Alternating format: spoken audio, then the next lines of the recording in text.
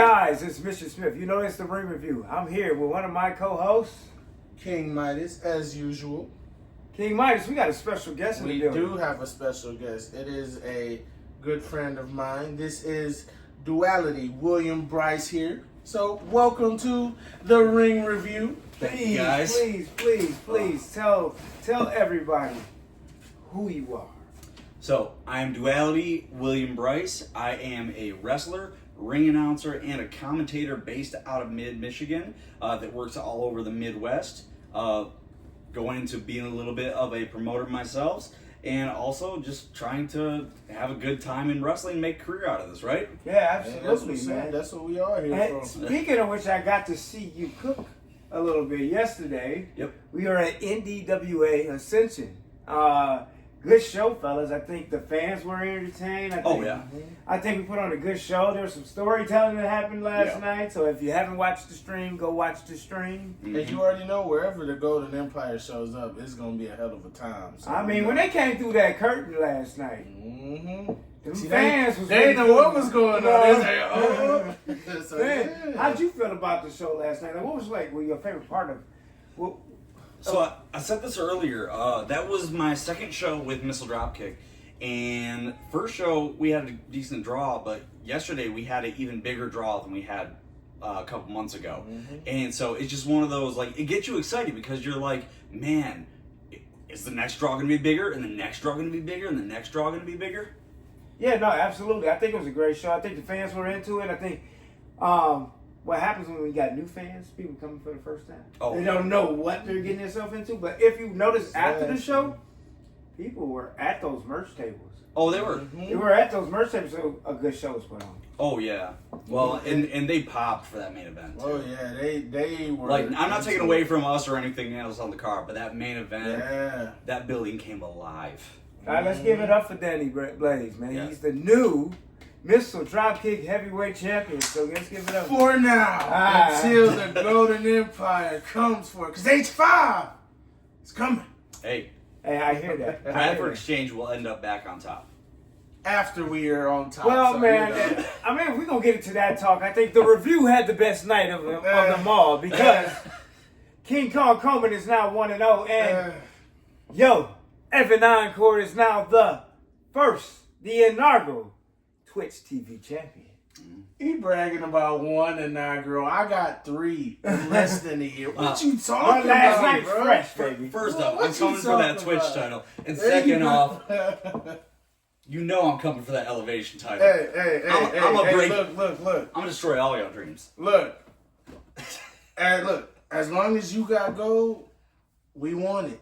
And if you coming for our gold, you can't have it. But I do want to just point out one thing though for everybody watching. This right here is what makes the Ring Review so unique and different from just about every other like local wrestling podcast, because we are in the business. This isn't just let's talk about it. We live this life. Like, we've trained, we've gone to, set up the rings and tear down the rings. We've learned from vets. We've learned from legends. We live this. And I'm going to add to that. Also, we started out as fans. Yes. Yeah. And because we know there's some people that get into the industry at a higher level that come from football or something like that. Maybe they didn't follow wrestling the way that we did. I mean, we're literally sitting here surrounded by wrestling memorabilia, but then we're going out there and we're living it too. And I'm not trying to talk down on anybody else, but we're a little bit of a chameleons because we have multifaceted perspectives on So this. what we have the ability to do is not only watch the storytelling, but be the storytellers. We're that's legitimate superheroes. There it is. I mean, look, legitimate superheroes. If professional wrestling had some Avengers, you're looking at some of them right here.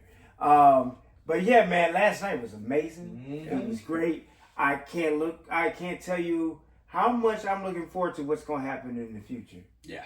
But speaking of the future, we got to pay some homage to, I guess, the main show in the business. Likely, I say.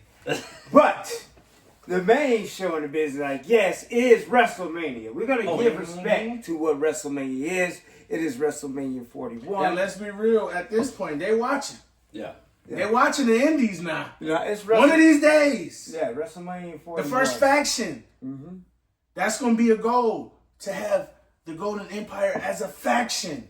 BID. So watch out.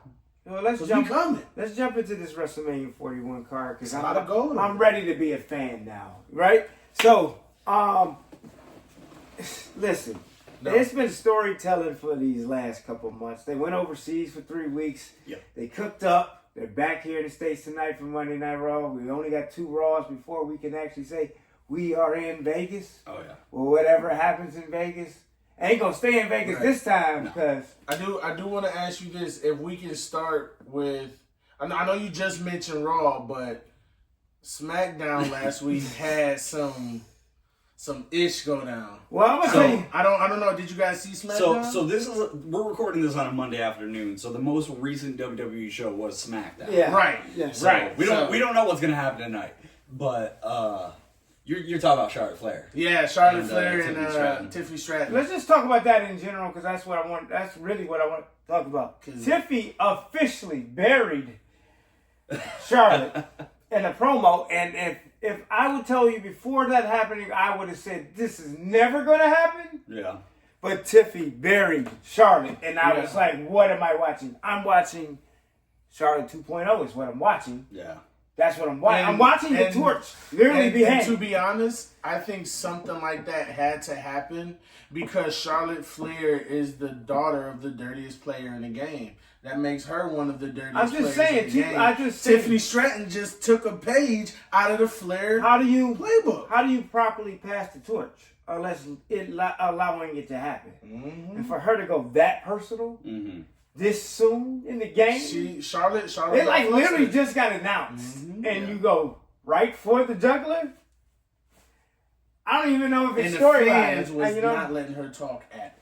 I don't even know if he wrote it. I just think she went for it. They definitely both went off script. Yeah. Oh yeah.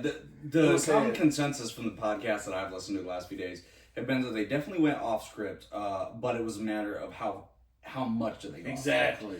Because like I've read and I've listened to things that said that Charlotte went off script and Tiffany didn't, but then I've read things that said that they both went off script. Because for all we know, they could have, Yeah, I'll say this from a fan perspective. Like my first thoughts was Tiffany's fed up. Tiffany's been fed up with the way the last few weeks have gone, and she's always been the one that's come out on the bottom. I'm tired of getting kicked. Mm-hmm. That's what it seemed like.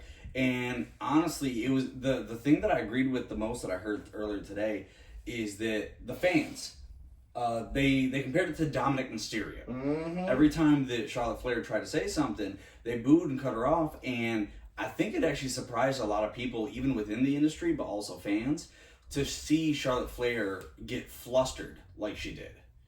Yeah. Because that's when things went off the rails. Started to go off the rails. Well, here's the thing. Charlotte has not been on TV in a while. Yeah. Right? Tiffany has been going pretty hard for the last 3 years. Oh, yeah.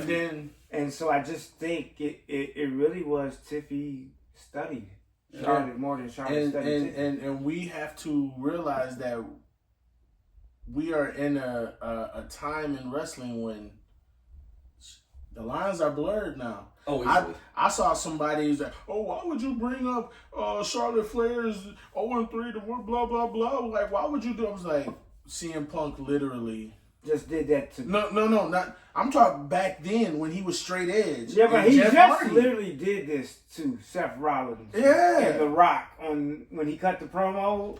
He just literally just did it. And so it's just like, you guys are upset for wrestling things happening in pro wrestling. Like, what are we upset about?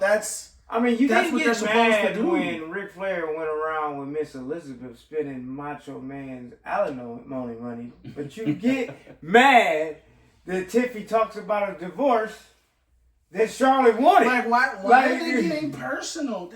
It's when you get personal. Does it make sense? That's when the best stories come out. Well, my thing is I feel like because Charlotte Flair had gone on some podcast before SmackDown, and it said it had been very sincere and said that she didn't want to be known like her father. That was the because this is a second it was a TV show.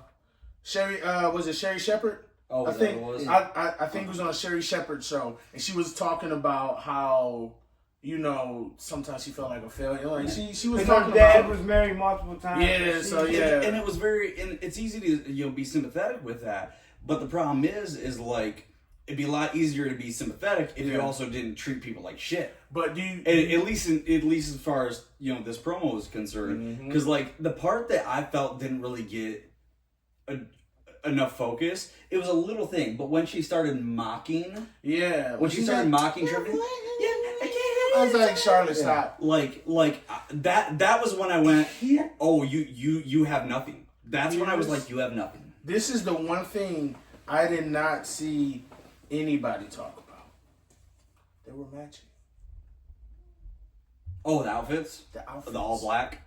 They were all black lace with only like the private parts fully covered. Yeah. It was not the exact same design, but I'm just like, I don't know if Tiffy did that on purpose. I don't know either. Oh, to get at her? Because Charlotte don't dress like nobody else. Yeah. No, I think that, like I said, Tiffy has studied Charlotte more than Charlotte studied Tiffy. But also, with me saying she buried her, this fantasy booking probably only 2K25 this would happen. Why not a Charlotte Flair versus Tiffany Stratton in a buried alive match? But I do think though that because of what happened this past Friday, you gotta have some stipulation. It's Tiffy time, baby. Well, it's Tiffy time. You gotta have some type of stipulation. I'm torn because Charlotte Flair is so close to 16. But that's fine, but I do also feel like Tiffy at least time, the consensus from what we know is that this is not Charlotte Flair's first time of doing this. There was a whole belt exchange with Becky Lynch, and the problem is like, if all this stuff is going off script, do you reward that? Do you reward that, or do you address it? I think if it's off script, you're gonna have to reward it in WrestleMania season because this is when you want to sell the most tickets. Yeah. Well, and people were also fantasy booking, okay, maybe you have Charlotte Flair win the championship at Mania, and maybe she loses it back to Tiffany Stratton at SummerSlam, at the 2-night SummerSlam. I get that, but here's my But now people are like, no, we think this needs to end at WrestleMania. Not only that, but the passing of the torch has begun. We've already seen Bayley pass the torch to Roxanne Perez. Mm-hmm. We've seen Becky pass the torch to Lyra Valkyria.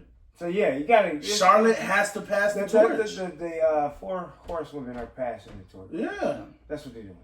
That's what they're doing. The 4 horsewomen are passing the torch. And as far as I'm concerned, I mean, I hope so, but like, I'd like to see a little more promise. I got you. Just because, like, I don't know what they're doing with, like, not to segue, but I don't know what they're doing with Lyra. Here's right the thing. now. You want to honestly? I'm sorry. Because everybody's I don't know. Are you a fan of Lyra? I'm indifferent. Okay. I'm indifferent. I'm absolutely not a fan. Okay. Take the belt off of her now. She's boring. That's my opinion. Yeah. She's boring because I don't think she understands all of it. You might got the wrestling part, and that's you don't know how to get a character over and tell some type of story. Here's the thing, though. She had that in NXT. But we're not in NXT. I know, and that's the and that's the thing that she has to work on. Which I'm glad that NXT are doing, like, their pay-per-views in front of bigger crowds, and then like a lot more shows are happening in front of bigger crowds, because a 10,000 person crowd is an entirely different environment from the 200, and a lot of those 200, we see a lot of the same people every week. So like what you said, a Roxanne probably would be a better fit with that type. Oh, 100%. Yeah. So, because she understands, she's got it. She's proven. Like, if actually, here's the thing. Do you watch NXT? Yes. Okay, so NXT or main roster, let's say that we had to build a new 4 horsewomen. Jordan Grace. Mm-hmm. Jada Parker. Mm-hmm. Lash Legend. Mm-hmm. And and I would say You can go main roster, just lower card main roster. main But I was roster. thinking, gosh, Soul. Soul Ruka. Soul Ruka. But Really? you know they also may do Stephanie Vakir. But see, the reason Yeah. I'm thinking moveset, if you think about the 4 horsewomen, they were 4 different type of movesets, because at that point, Sasha Banks was a part of it, right? So, when you think about it, they all had different cook-ups. Yeah. And so, Jordan Grace would be your Charlotte player. Yep. You know what I'm saying? And then you would get Soul, because Soul would be your Bailey. Remember how Bailey was? Hug Baby, you know. Yeah. You gotta have different cook-ups. That's what made Evolution great. That's what made DX great. It was different types of wrestlers. And I will say that Lash Legend has come up, because when Lash Legend first started, Jada Parker too, I was like, I got to see where I like Jada Parker they're just gonna for go. how she talks to people. Yeah, but Maybe not even the wrestling. no, because Jada Parker, I think, is the first. I feel like naturally black woman. Yeah. If that makes sense, to where it's like, it doesn't feel like it's a character. Yeah. It feels like, if she used a certain word. Like, and and you know what I mean. I'm starting to get Bianca's personality due to TikTok or whatever. I'm starting to see some of her outside of just the Bianca Belair personality, but like, I feel like Jada Parker's perception is when just she so walk in, natural. Yeah, when she walk in, she looks the part. She is the part. And, but like I said, I think so. And she was, and again, one of my big things is I'm very big on pop culture. Mm-hmm. I know right now, pop culture is everything. Nostalgia is everything. That's why the Golden Empire is the way it is. That's why I have Batty White. Mm-hmm. Jada Parker in that entrance, straight up San Andreas. I feel like we just gave a lot of talk to the women's division, and if we're gonna talk that's because let's be if real. we're gonna continue in that aspect, we got to talk about this. Is there a triple threat, or is it just gonna be 1-on-1? Because at this point, I think the smartest decision is to have the triple threat. Wait, we're talking about Bianca and Rhea and Io? Yeah, that's easily triple threat. It's going to be a triple it. threat. Has to be, because here's the thing: Rhea is absolutely nuts right now. Oh yeah. You know what I'm saying? And it's just like, why you can't keep her out of the Mania picture? Yeah. You can't. And then Bianca is Miss WrestleMania at this point. She is. She's Miss WrestleMania at this point. So, I think she's gonna win. So, well, I'm gonna use that as a segue real quick because I feel like you guys are looking at like the next one with that previous question. And on that note, like to me, the top 4 women right now should be Bianca, Rhea Ripley, Roxanne Perez, and Tiffany Stratton. Yeah, that's the top. To me, that should be the current top 4. That's your top 4. Not, I gave you the future. You gave me the future. What I think is that's the your future top 4, yeah. but with the 5th player being Naomi, because this heel run is about to be something. Well, you know what I heard the other day, and I didn't realize this. Naomi versus Jade Cargill is the first ever women's single match that is not a title match at WrestleMania. There it is. Mm-hmm. History in the making, and that's why she's number 5. That's why she's on the number 5 list for me. But she's always been great. She's been great in TNA. Naomi's great. Yeah, I still wholeheartedly believe that, because everybody wants Evolution to come back.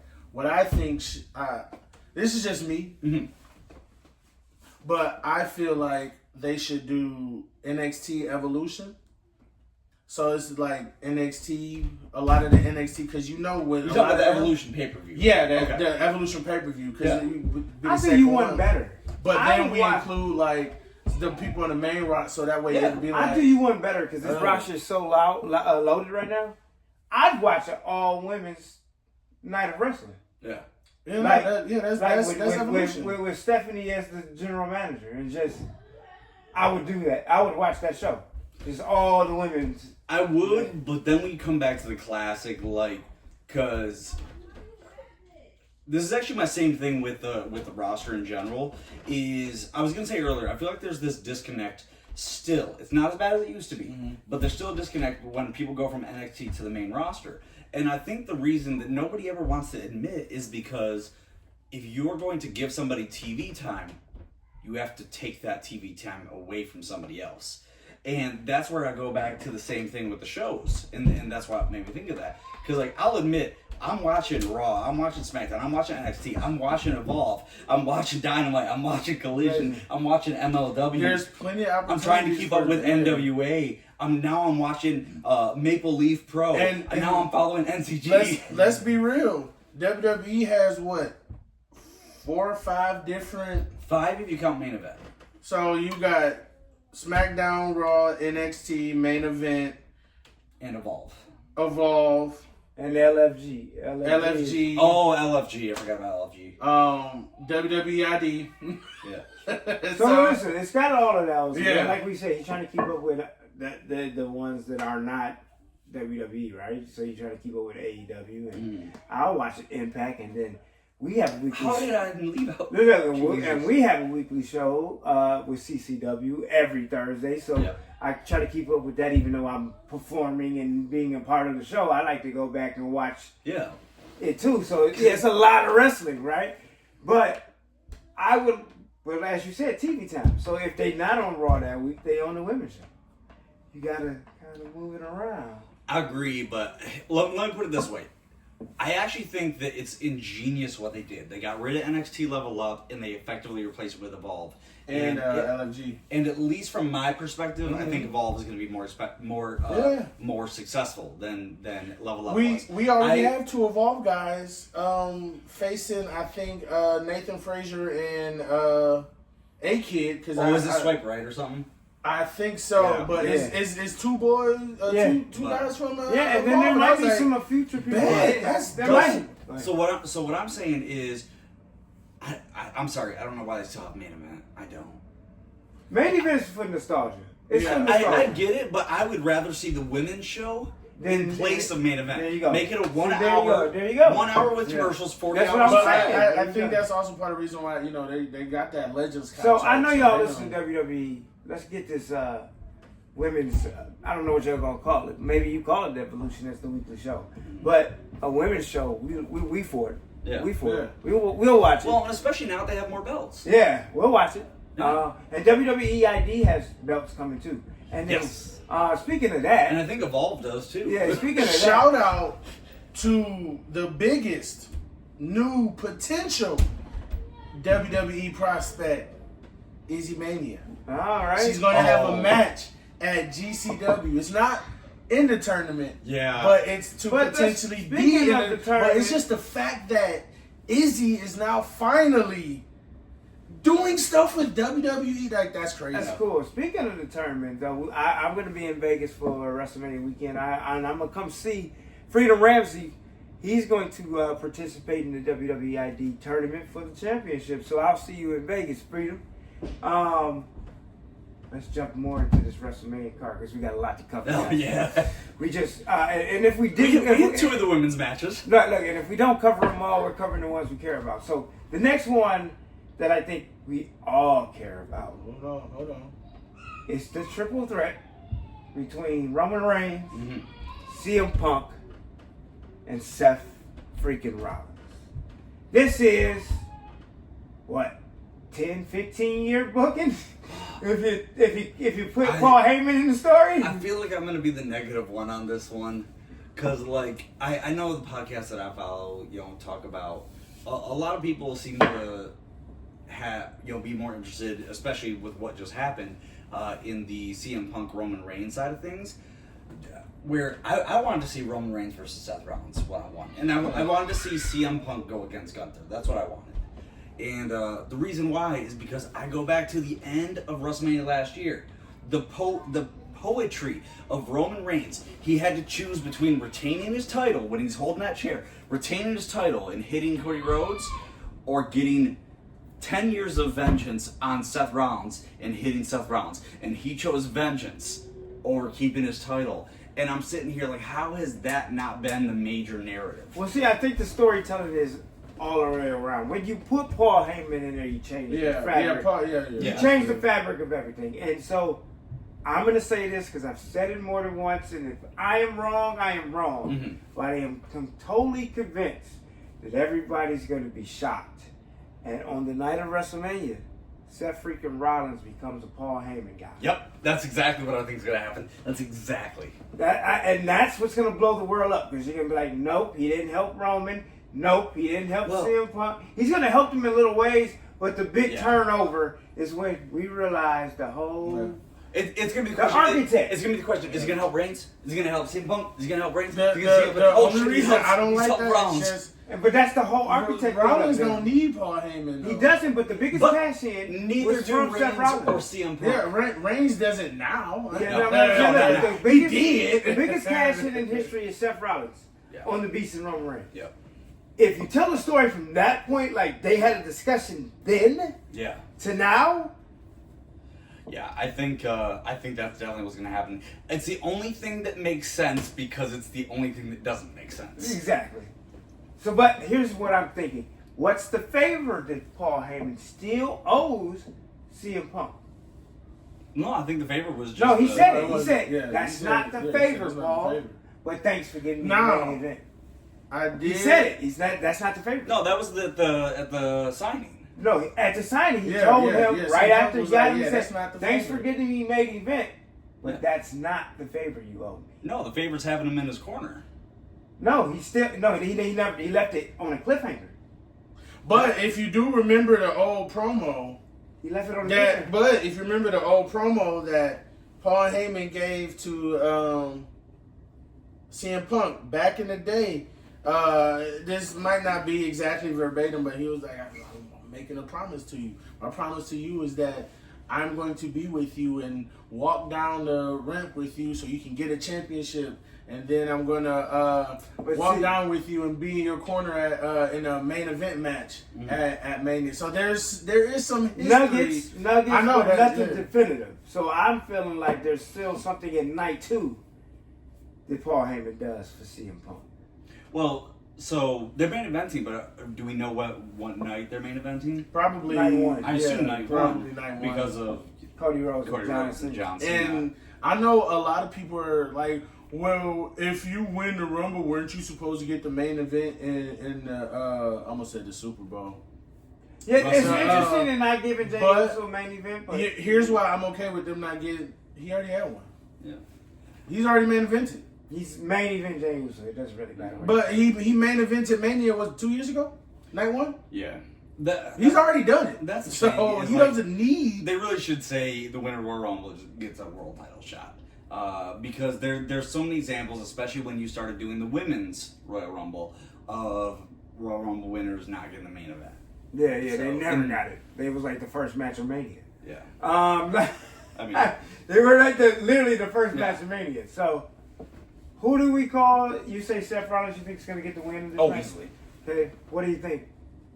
It's one of those where, to be honest, like I'm cool with it, but like I don't guess care who comes out on top. I care more about it being a good match than yes. I guess so. We went there. We kind of already start talking. I'm here for the match. Like I don't care about the outcome. I just already start talking about it when you start talking about that match because John Cena was cooked up in a Roman Reigns match. John Cena, versus Cody Rhodes. I'm just gonna say it makes no sense whatsoever for Cody Rhodes to win. I want. It makes no sense for Cody Rhodes to win. I don't want Cody to lose. I want Cena to lose only because I want to see how he crashes out after losing. I get that, but here's the thing: Cody losing is the beginning of his heel turn. I don't even know if it'll be the beginning of his heel turn, but I do think he'll lose. I do think that. Well, what I'm saying in the psychology of it, once he loses at Mania, loses the biggest thing he's ever won at Mania, the American Nightmare really becomes what it was created to be, which is a heel. In New Japan, it was created as a heel to kill the American dreams. I'm the American Nightmare. That's the whole cook-up. Yeah. So you kill the American dream when he loses the title. It's just with this one. It's just like I just know John Cena's getting it because this is last year, and like so it's just like that part ruins it for me. I honestly don't think so. I think this heel, again. For me, I don't care what it does for you. For me, I feel like this heel turn has been a masterclass. To not change your clothes. I'm not saying it isn't. To tell the American people you're dressed like me. To not change the music because my voice is on it. To tell them they're getting nothing and it is all about him. and it feels like it's not a storyline. It feels like it is him actually being the way he really feels. But the only thing that I disagree with on that is those first 2 weeks he came out cutting promos, he leaned way too heavy on the cliches. Yeah, he did. You guys never supported me, and it's like his best one wasn't until the third week. Yeah, third week was the best one. Yeah. Like there are parts of it that I agree with, like the whole like I'm doing this for me. Like I wanted him to lean on the I'm being selfish. I'm doing this for me. I'm doing this because I want 17. But him to say that the fans never supported him, to me that was so forced. Yeah, because it's like, motherfucker. Honestly, what the fuck were you I think this is what happened. The writers were writing. Yeah. And he went in the office and said, this ain't working. You talking about on week 3? Like right before week 3. Before. Triple H probably went in the office and said, we got to do something different. Yeah, that's the only thing that holds it down for me is just because I know that this is Cena's last year and everybody wants him to break the title, Ric Flair's run, and especially since we just saw Wayne Gretzky's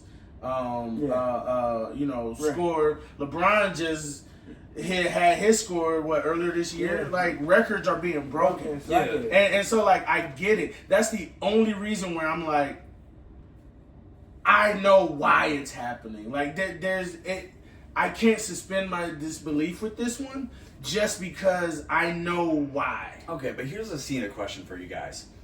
Cena's saying 2025 is going to be the rest of his year, or his last year. So he's going to finish in December, presumably. WrestleMania's 3 to 4 months after that. You really think he's not going to do Mania 42? I don't think so. I think what he's going to do is, if he hasn't lost the title to somebody already, because he obviously will lose the losers. Yeah. Sorry. And then let's be but not to call the person he's gonna lose to a loser, but at the same time it's John Cena, and I may give him the respect that's earned because he earned it. Yeah. My thing is, he's gonna probably, because it's only 1 year, rush these programs. Oh crap! He's gonna rush these programs. So what is going to happen is he's gonna be healed, and by the time he gets to December, he'll be baby. Yeah. And he'll don't go get me off wrong. into the sunset, kissing babies. I just had an idea. Okay, so here's what might happen. So Cena wins the belt, and they do similar like they did between WrestleMania 39 and 40, where Cody Rhodes is trying to get back the title picture. He goes through Randy Orton. He goes through. God, I know there's another match that everybody's been waiting for. And then it gets to December, and he finally beats Cena to get his belt back. Maybe at some pay-per-view called Cena's Last Oh, Dance. no, the talk is they call the last pay-per-view Ruthless Aggression. There you go. And that's then, if they add, because remember, they don't do PLEs in December anymore because it's deadline. Yeah, but they say there will be one. I know, that's what I'm saying. They would have to put in. But hear me out. So the next Monday after Raw, The Rock comes out, and then we get now you got Cody versus The Rock at 42 for the title. It makes sense. So that makes sense. Because the thing is, I do see Cody Rhodes losing, but I think he has too many things. I think they're gonna wait to turn him heel until the fans turn on him, like they did in AEW. Because I think there's too many things for him to do as a face. I think we can still see him go against Randy Orton. Honestly, I think what's going to happen with Cody Rhodes, I don't know. They may do it earlier, but Rhodes, let's be real. Rhodes is Cena right now. Look at all the kids. Yeah. The kids decked out. I did like the whole you got gear. an arm tattoo on your neck. That was hilarious. Yeah. But you see the little kids that be rocking the Cody's? Little bitty Cody outfits? Cody is the thing. So I think that you mentioned him being Cena, and that was actually one of my favorite things about the promo. Sorry to cut you off there, where Cena basically called him his imitator, his chauffeur. You stole everything from me. That I liked. Yeah, like I said, I think there was a meeting before the Raw. His spot. Cody ain't make no rap album. I said, I think there was a meeting before the Raw where Cody goes, yeah, we got to change this. Yeah. Or, I mean, Cena goes, no, we got to change this. No, yeah. Hopefully so, jumping into the other heavyweight title match, which, honestly, I'm sorry. I was very invested at first, but I don't care anymore. Really? I'm the other way. I don't care I'm anymore. the other way around. Here's why I don't care anymore. Because now I know that we're just waiting. Okay. You get what I'm saying? There's no suspense. I assume you're talking about Jey Uso. Yeah, right? now I know we're just waiting for Mania to happen for you to be champion. And that's, for me, takes all the excitement away from it. I'll give you I don't know about you. You must not have saw Jimmy in the ring getting his usher on. I'm just saying. There's a method to the madness. I'm just the saying. method right now is Jay is beat down so much he needed his brother Jimmy. But that That's just the makes story. me know you're going to use Jimmy as a crutch at WrestleMania to win. And I don't care for it. And I just don't care for it. I'm sorry. But I'm not saying I'm not a fan of Jey Uso because I'm always be a fan of Jey Uso. I think he was, the bloodline story was his, if you ask me. Mm-hmm. He made I feel like that's why he gets But now it's like, Well, so what you're describing is basically they've taken away the suspension of disbelief for you. yeah. They basically laid it out so clearly in front of you that it's like you're going to see the Avengers Endgame and you know how it ends. Yeah. You know? And you're like, why? But to be fair, that's a you problem. No, but that's just like, No, that's a you problem. Just like for me, it's a But I me guess if I problem go because see- I don't care about Cena winning. I hate to say this, but I guess if I go see the Titanic knowing everybody's going to die, So Which you did. and so I went to go see it even though I knew the ending. I saw Lincoln. But- I knew he was getting popped. So here's the thing. God damn it. So here's the thing. So what WWE's job to do is now, and let's switch our business brains on for a second. What their job is to do is to create disbelief during the match. They need to create a moment during that match where they make you and anybody else who feels like you believe that Gunther's getting that 3. Because if they create that moment that makes you go, oh shit, I was wrong. You want to do that? Do a false. And- Do that. no, here's This the is thing. mine. Because that's what Brock hold on. Lesnar's title Here's the reigns were thing. built around. We know Jay can go with Gunther. Okay, We what you saw need- it in the last Here's match what they you need had. to do. Do a false finish and then, do a Bret Hart, Shawn Michaels finish. It has to be a good one. You know what I'm saying? Where you go, damn, Bret Hart won. And then they change it. Then Shawn Michaels won. Now I remember. You know, like, take me on a roller coaster if we're going to do this shit. They got to. Yeah, but but Jey Uso's going to win. I think it's clear. But here's the thing. Here's the other thing, though. That moment where the entire stadium is going, yeeting? Yeah. Hey, But here's the Can you thing. imagine he went into just... I imagine he's going to get the first match of one of the nights. yeah, That's going to be a hard high to follow. to follow. Whoever's going on sometimes- after, I feel bad for whoever comes on after. Sometimes it's good for the first match to be a banger Alright, because so- it forces the next match. Yeah. You gotta bring it. So let's do this. You have to. Is there any match on this card you absolutely don't care about? And I'm going to tell you there is one. Oh, damn. Now I got to go through the whole thing in my head. I'm going to tell you To what be it honest, is. there's probably a few. I'm going to tell you what it is for me. What's that? I don't give a shit about LA Knight right now. Watch I your don't. mouth. I don't. I'm sorry. They ruined him. Who They is ruined that? him. They did. They ruined him. They ruined. Well, they absolutely Well, ruined. And honestly, I'm gonna lump this in with even the Logan Paul AJ Styles, and I was a huge AJ Styles fan. Both those matches are just kind of like they feel almost thrown together. They feel like these are draws because people they have fans. Yeah, no. That's hands down. They got fans, Yeah. but they go off on Monday Night Raw and SmackDown. And I wouldn't think twice about them. Mm-hmm. They're not Mania card matches for me. And that's the problem with too much. I think that I do care about the LA Knight one because he's going up against Jacob Fatu.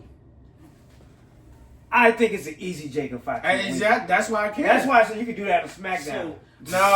Let Jacob have his WrestleMania, bro. Let people have their Mania moment, bro. That's not a Mania moment. When It is for Jacob. No. You give Jacob a real Mania. Hey, real contender. I want to see Jacob. Listen. man. I want to see Jeez, Jacob you and just- CM Punk for a world title. That's a Jeez, Mania, man. That's a Mania moment. Man, Golly. see, my issue. LA Knight's not a Mania moment. Some people just to get on Mania. So LA every Knight at best moment is a SummerSlam is a moment. Mania moment. My issue is I feel like the WrestleMania card that I had in my head 2 months ago is better than the WrestleMania card that we're getting. Because I wanted to see Penta and Jacob Fatu in U.S. title and There you go. Intercontinental That's matches. a Mania match. But here's what I'm gonna say about Separate. that because I'm gonna push back on that. I don't agree with that mentality because I'm a storyteller. We've gotten to the point in society where we feel we have the right to say this is what I would have done, and because it's not going my way, I don't like it. Well, let's We do. Hold on, I'm not done. Okay. We do that. So as a storyteller, yeah, I may, whatever, I may have how I feel, but I'm never gonna be like, I'm not here for it because this is their story to tell. Mm-hmm. Who am I to stop them from telling their story? No, and I don't. And so for me, I don't disagree with you about Jacob. Listen, I agree with you wholeheartedly. No, I'm speaking in general. I'm not just saying Jacob, because that's Jacob what the whole deserves a mania. That's what the whole internet wrestling community is people saying I would have done this or I would have done that. No, I get it, but it's just like let it happen. I'm not right now. I'm not being a promoter right now. I'm not being a manager right now. I'm not being part of the business. I'm being a fan. For me, I would love to see Jacob Fatu with someone different than Mania. And that's just what it. 2K is for. That's true. Hey, I've been playing 2K. Oh, exactly. And if you ain't been playing 2K, you are missing out. And so for me, I'm not going to down the story because I'm invested. Okay. If this is what you're going to do, let's see the payoff. If it was a good payoff, great. If it wasn't, I'm gonna say your shit sucks. So I mean, first off, I'm not saying that I'm not looking forward to still seeing. Oh Mania yeah, or anything like no, that. yeah, no. But I also don't think there's anything wrong with I don't know if I want to say fantasy booking, but like I also know what's in my heart, what's in my gut, and those are things I want to see. It's the same way I wanted to see Undertaker versus Sting. Yeah. Like there's just those things that for whatever reason they would have resonated with us more, and I do hope we get to see it down the line. That same thing because how many times have you got to the middle of a story, something happened that y'all didn't like, but then by the time it got to the end, you're like, oh, okay. But here's the thing, I just don't see anything with LA Knight and Jacob. But I just feel like LA Knight lost his momentum. Yeah, that's the problem. They killed it for me. Yeah, and they killed it for me. He didn't do anything wrong. No, he didn't. I don't think it wasn't him. It was the booking. It was just Well, they put it on Shinsuke because I think they thought that Shinsuke was gonna get a bunch of momentum when he won the belt. And look at what they did. They ended up eventually taking the belt off him and putting it back on LA Knight. And I think it's because it was an experiment that didn't work out. Right, yeah, but it's because typically, and if you're a real wrestling fan, Shinsuke has been one of the best United States champions across the board. I will say this, though. Not just in America. Two things. One, we did just have that shift. And because of that whole shift that WWE was, I know a lot of people got lost in the shuffle, but but also there's stories coming out where people on SmackDown are like, now it's too long. Mm-hmm. And so now it's there's just filler stuff, and then there's just, I don't know how accurate this story is, but it would make sense as to why SmackDown probably feels a little lackluster. Yeah. Because it has this big moment. Except for one thing that I agree with. The tag team champ. I actually wanted to... Street Profits. No, they're still swinging for the fences. No, but it was the best choice. Yeah. It was. It was kind of the only choice. Right. Because you're off the back of the whole Motor City Machine Guns and DIY, who I love both teams. Yeah. I actually love DIY. I know that not everybody agrees with that. I love those guys. I do think they're going for a multi-man with the SmackDown titles. But please explain to me why WWE, after New Day turned heel with that Big E segment, why did they not capitalize and immediately within 4 weeks have the New Day win the Raw Tag Team titles? I think they're actually going for the titles tonight, if I'm not mistaken. They are going against the War Raiders. And I think you do put it on them now. There's no choice. At this point, New Day and Street Profits were with the Usos in the mix, but those two teams were the best tag teams at one point on one show. So them being tag team champions at the same time at Mania makes sense. Mm-hmm. But not only does that make sense, if you guys, and I hate to just swing because we got to jump into the last part of the show, but if you guys do not do this, I'm a boycott Raw for. I wonder if you're going to say what I'm. Go ahead. If you don't put the IC title on Dominic Mysterio like yesterday, you are out your freaking mind. He's the best thing in the Judgment Day. Period. He is the Judgment Day at this point. I'll give you that. That'd be a good one. And again, I've been saying this stuff since his first match with Seth Rollins at SummerSlam during the pandemic era. Mm-hmm. I said from the jump, oh, Dom about to be a star. Yeah, no. People were telling me, nah. I'm What like, you just mean? wait. He grew up in the business. No. Watch the podcast. Yeah. People on the podcast were telling me. I know what you're saying, but he grew up in the business. So he's a student of business. His dad is one of the greatest Hall of Famers of all time. And he worked his ass off for the last Just 40 because years. your dad is a great Hall of Famer. No, I'm saying. What I'm just saying, he did. What I'm saying, I'm to the point of who his dad is. He's one of those Hall of Famers that you know you probably can get nuggets off of. Mm-hmm. Yeah. But that interest at WrestleMania, when he got out of the church, when he came from jail, when he came from prison, was one of the greatest interests.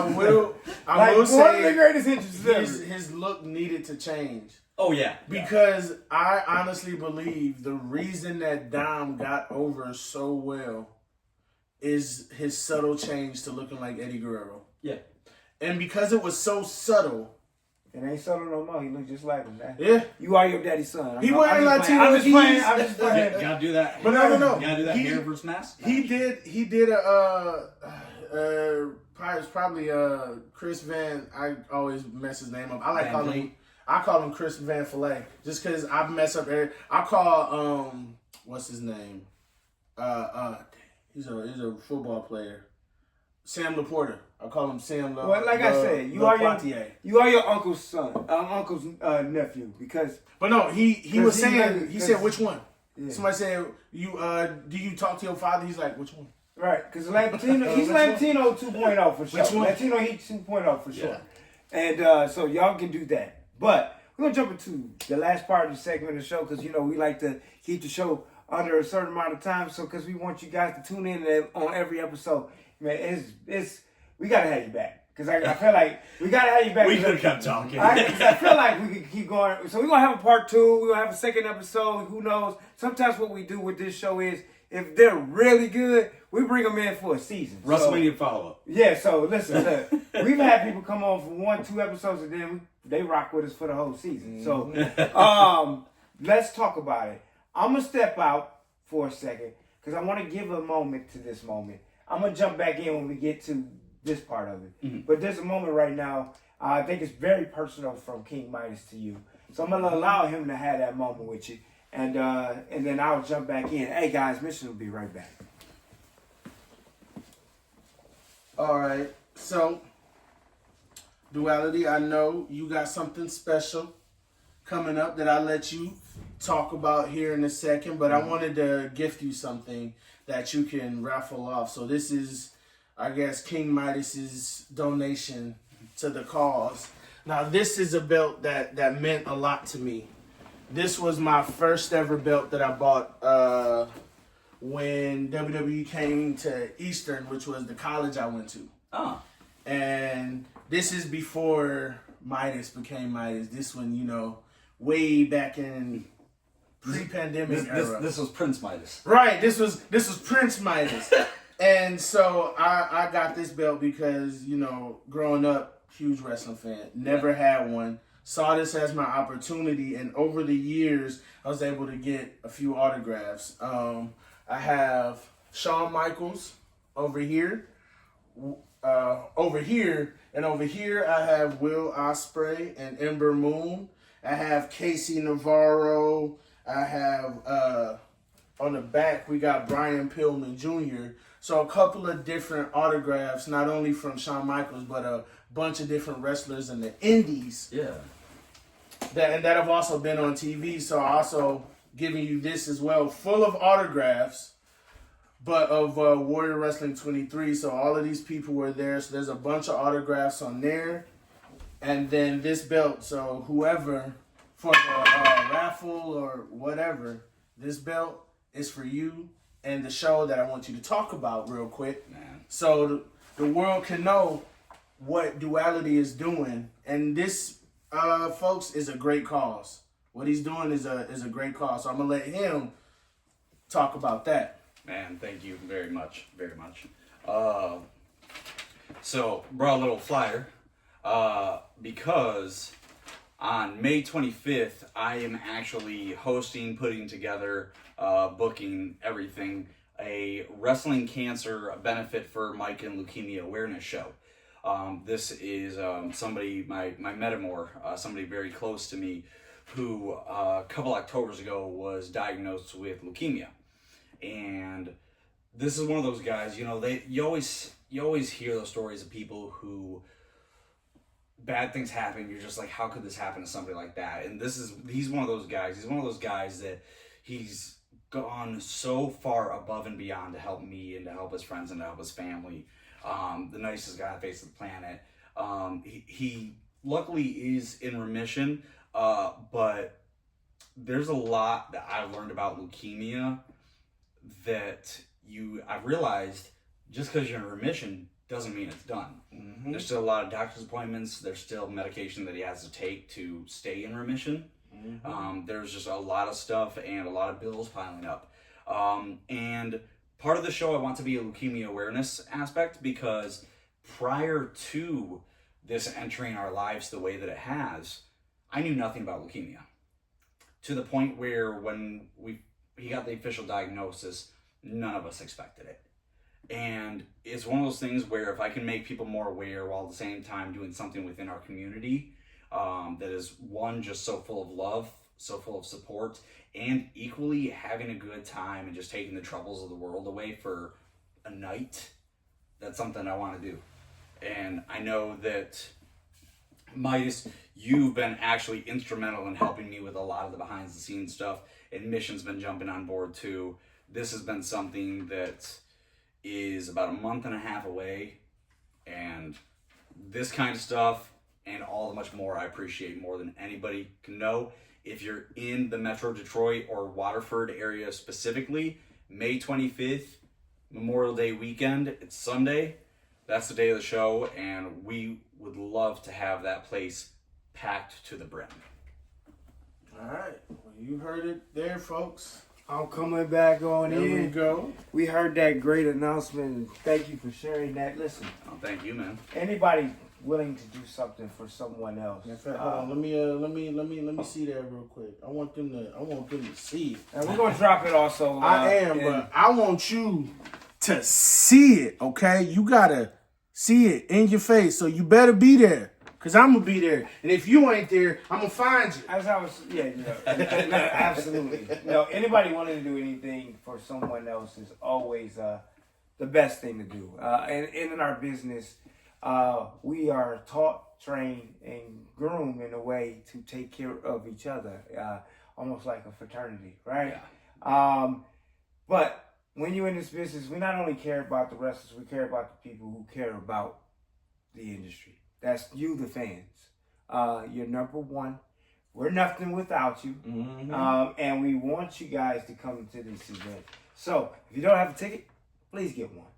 We'll make sure. Just $15. Yeah, $15. We'll make sure whatever information you need to get that ticket, we'll get it to you. It's going to be a great cause. It's going to be a great show. We got some. You want to talk about the card a little bit? Yeah, so we got 8 matches. We got 2 heavyweight title matches.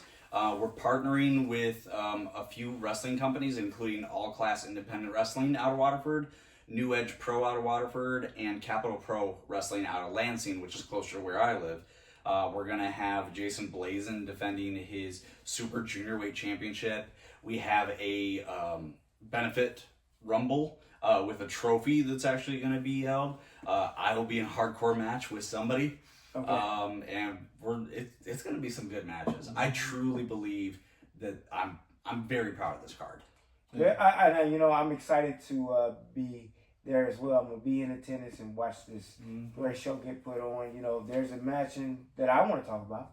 Golden Empire. Oh yeah. This match is going to be a unique match because it's Golden Empire versus Obsidian. There is one small golden problem there, though. 24K is a member of both factions. Now, I just want you guys to know, Obsidian, I didn't poach him, but he has a lot of potential. And that potential brings gold. And I wanted that gold. So it's just business. I'm just saying. It's just business. And I was like, again, so you want to be there May 25th. Again, we're going to drop all the links. But before we go, we're going to allow each one of us to let you know how you can follow us, where you can see us, what's next. So you want to let them know social medias? Yeah, so all social media, you can find me at Duality William Bryce or William Bryce Wrestling. And you can find this event at Wrestling Cancer, a benefit for Mike and leukemia awareness. King Midas? All right, so you can find me at the Golden Empire on Facebook. You can also find the rest of the faction there as well. So Ivan H5 Harrison, TJK, the Golden Goose, and the Gold Sensation, 24K himself. So be sure to check us out. Yo, I'm Mr. Smith. That's Mizzion Smith. Anywhere. Yo, this has been the Ring Review. We stay Iron Claw just like the Iron Man match back in WrestleMania 12. This is another episode. We'll see you next time. Thank you guys for coming. We'll see you. Stay golden.